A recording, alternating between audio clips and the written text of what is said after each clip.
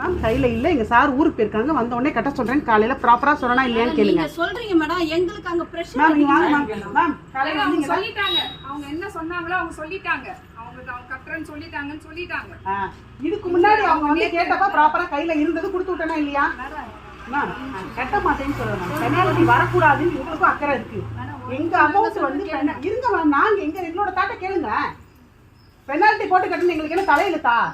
வரி கட்ட வேண்டியது எங்களோட ரூல்ஸ், நாங்க கட்டியே தீர்வோம். எல்லாரும் கையிலே வச்சுட்டு கட்டாம இருக்க மாட்டாங்க மேம்.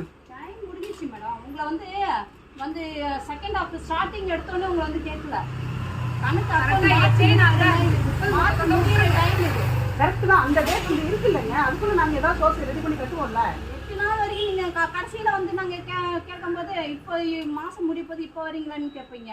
என்ன ஒண்ணுமே இன்னும் முடியல மேம், முடிஞ்சதுக்கு அப்புறம் கேளுங்க. முடியும் போது இல்லைன்னா இன்னும் 1 வீக்குள்ள முடிஞ்சிடும். 1 வீக்குள்ள முடியும். நீங்க சார் ஊருக்கு போயிருக்காங்க, வந்தாதான் சார் சொல்ல முடியும். நீங்க எப்படி வருவீங்கன்னு எனக்கு தெரியாது. 1 வீக் டைம் இருக்குன்னு தான் எங்களுக்கு தெரியும். அவங்க வந்து காலையில சொன்னாங்க, நீங்க சார் ஊர்ல இருந்து வந்த உடனே கட்ட சொல்றேன்னு சொல்லிட்டேன். அவங்ககிட்ட அது தெளிவா சொல்லுங்க. கொடுத்திருக்காங்க. எனக்கு இங்க ஆக்சிடென்ட் ஆச்சு, எங்க சார் வெளியில வேலையை அலைஞ்சிட்டு இருக்காங்க மேம்.